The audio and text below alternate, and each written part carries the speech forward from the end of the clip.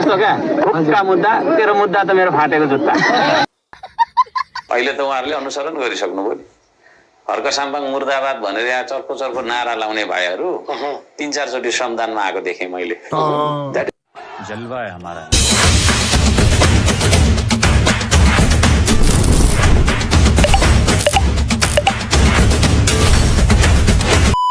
झालो छ गाइज, के छ खबर? सन्चै आरामै हुनुहुन्छ? म पनि यहाँ एकदम ठिक छु र तपाईँहरूको पनि एकदम ठिक छ भन्ने आशाका साथ फेरि पनि म आइसकेको छु तपाईँहरूको माझमा एउटा नयाँ रियाक्सन भिडियो लिएर। र त्योभन्दा अगाडि चाहिँ नेपालको कुन कुनाबाट हेर्दै हुनुहुन्छ कमेन्ट गर्नुहोस्, अनि कतिको जाडो बढिरहेको छ ठाउँमा, हजुरहरूको ठाउँमा भन्नुहोस्। र अनि प्लानहरू चाहिँ के छ, के खाँदै हुनुहुन्छ तातो आफूलाई तातो बनाएर राख्न यो जाडोको मौसममा, अनि कुन जिल्लामा, मनाङ, मुस्ताङ, कता पोखरा कता घुम्दै जाँदै हुनुहुन्छ यो जाडोको मौसममा। जाडोको मौसममा त घुम्न एकदमै मजा आउँछ नि त फेरि, होइन? त्यही भएर अब यस्ता कुराहरू छोडौँ, जाडो त आफ्नो ठाउँमा छ। म चाहिँ घरमै आगो तापेर मजाले बिताइरहेको छु र आजको छुट्टीको दिन एउटा नयाँ रियाक्सन भिडियो पनि लिएर आइरहेको छु। र यो भिडियो चाहिँ रहेको छ मुकुन्द कार्कीजीको च्यानलमा छ, तपाईँहरूले उहाँ गएर पनि लिङ्क राखिदिन्छु मैले डिस्क्रिप्सनमा, त्यहाँ क्लिक गरेपछि डाइरेक्ट पुग्छ उहाँको च्यानलमा, तपाईँले त्यहाँबाट डाइरेक्ट यो भिडियो हेर्न सक्नुहुनेछ। र यदि मेरो भिडियो मार्फत हेर्दै हुनुहुन्छ भने भिडियोलाई लाइक, कमेन्ट, सेयर गरिदिनुहोस् र च्यानललाई पनि सब्सक्राइब गर्न नभुल्नुहोला भनेर अब चाहिँ भिडियो सुरु गरौँ हाम्रो reaction Harka Sampang epic reaction video. Disclaimer छ, म दल खोल्न सक्छु। अब दल खोल्न त सकिहालिन्छ, किन सकिँदैन? आगामी तपाईले पनि खोल्न सक्नुहुन्छ, नयाँ दल खोल्नुहुन्छ, तपाईले पनि खोल्न सक्नुहुन्छ, म नि खोल्न सक्छु, होइन? जसले पनि खोल्न सक्छ होला, खोल्न। त्यसको बारेमा किन कुरा गर्ने, अरू बारेमा कुरा गरौँ। दल ठुलो कुरो होइन, दल खोल्ने, खालि दल यता दल उता दल, कति दल्नु कति दल्नु अरे।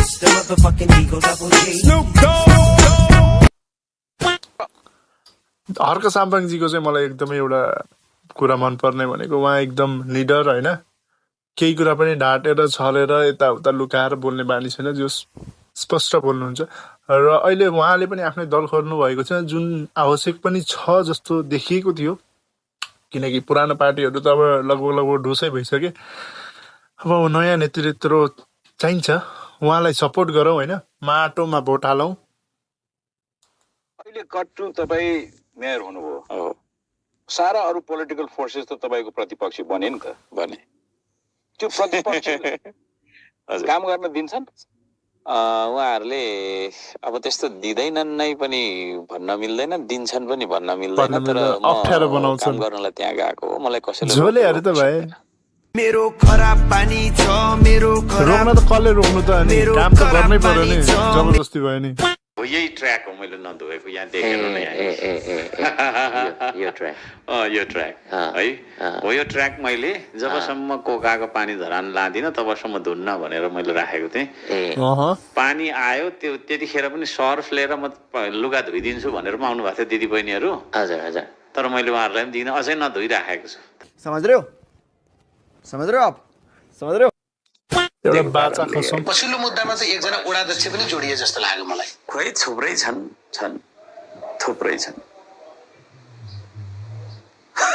तपाईँ बडो ढुक्क देखिनुहुन्छ। म त ढुक्क छु, मलाई संसारमा कसैले मल्लाउनु सक्दैन। अभी मजा आएगा ना भिडो। लिन्छ त। म चाहिँ मिठो बोल्नलाई आएको होइन, म चाहिँ काम गर्नलाई आएको हो। एकदम मैले जोड्दैबाट नै देश बन्छ भन्ने एउटा अभियान छ। भाषण मात्रै गरेर हुँदैन नि हजुर, भाषण मात्रै गरेर हुँदैन क्या, भाषण त जसले पनि गर्छ नि, होइन? रत्न पार्कतिर चाहिँ नि रुखमाथि चढेर पनि गर्दैन मान्छेले। रुको जरा, सबर करो। त्यही त भनेको त, यस्तो छ क्या, यही नै हामी भ्रममा छौँ है। म तपाईँको यो एउटा राष्ट्रिय टेलिभिजनमा के त्यो भ्रम चिर्न चाहन्छु भने, सरकारमा गइसकेको मान्छे कुनै पनि पार्टीको हुँदैन है।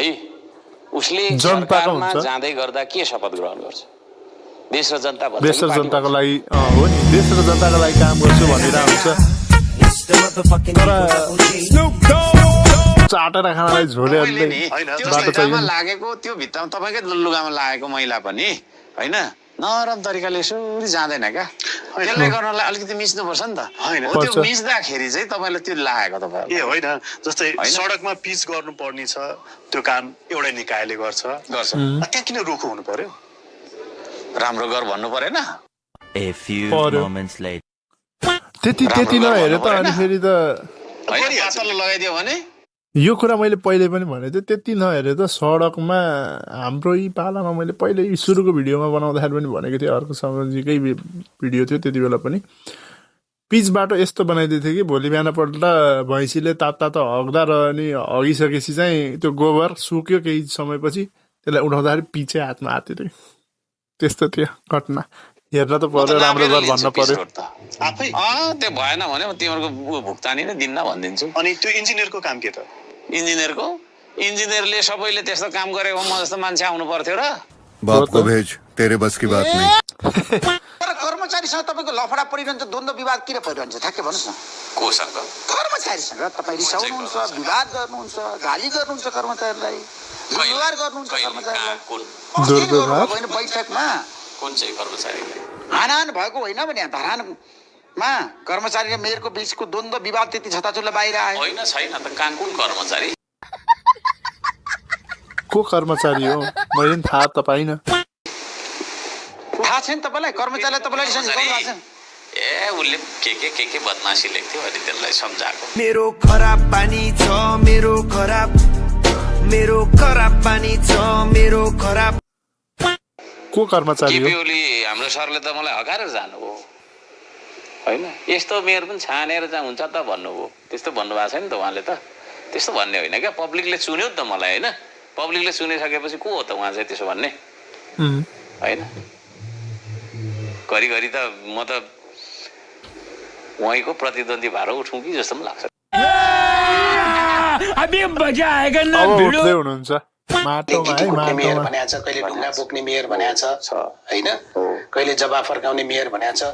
यो श्रमदान गरेर तिमी के देखाउन खोजेको? श्रमदान गर्न लगाएर केही देखाउने होइन काम हो अब तिनीहरूलाई दिने जवाफ तपाईँसँग त सधैँ कङ्क्रिट सुतेर बन्यो खाएर कि? हुन्छ भन्यो अहिले त उहाँहरूले अनुसरण गरिसक्नुभयो नि हर्क साम्पाङ मुर्दाबाद भनेर यहाँ चर्को चर्को नारा लाउने भाइहरू 3-4 चोटि श्रमदानमा आएको देखेँ मैले जलवा है हमारा कानुनमा जानु नि तपाईँ भयो कानुनै जाने त्यही हो ल ठिक छ हजुर त्यही हो ल थ्याङ्क यू तपाईँको अस्पताल धरानभित्र होइन अस्पताल हजुरको अस्पताल हो मेरो अस्पताल होइन अनि हजुरको अस्पताल होइन कर्मचारी हजुरको बात मारेको कर्मचारी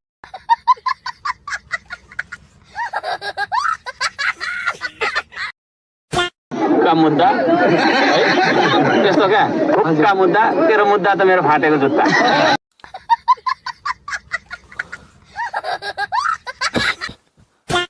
केपी ओलीलाई म चिन्दिनँ तर प्रधानमन्त्रीलाई चाहिँ भेट्न आएको कैसा लगा मेरा मजाक?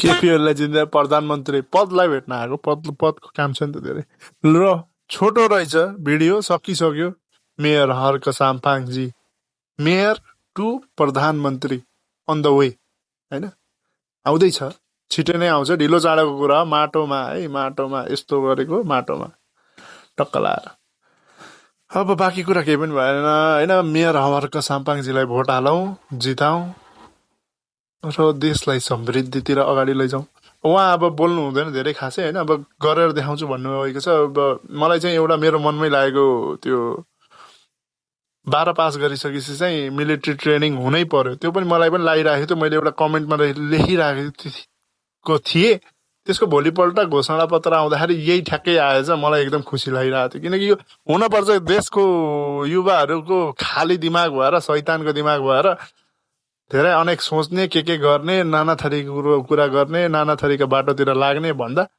यो एउटा राम्रो उपाय हुनसक्छ र यस्तै नयाँ नयाँ कामहरू अझै पनि लेख्नु घोषणा पत्रमा पनि राख्नु भएको थियो ल त्यो पनि पुरा गर्नुहुन्छ भन्ने आशाका साथ सबैले माटोमा भोट हालौँ उहाँलाई जिताउँ र प्रधानमन्त्रीसम्म बन्ने ठाउँ बनाइदिउँ बनिसकेपछि देशमा के हुन्छ त्यो त समयले बताउने कुरा बाँकी बुढाखाडा झोडेल त देखाइदियो भने 10 वर्षमा स्विजरल्यान्ड हुन्छ भन्दै थियो के अरे स्विटरल्यान्डै बनाइसक्यो नि ल अब भिडियो सकिसकेको छ फेरि पनि भेटौँला त्यतिन्जेलसम्मको लागि हस् त बाई बाई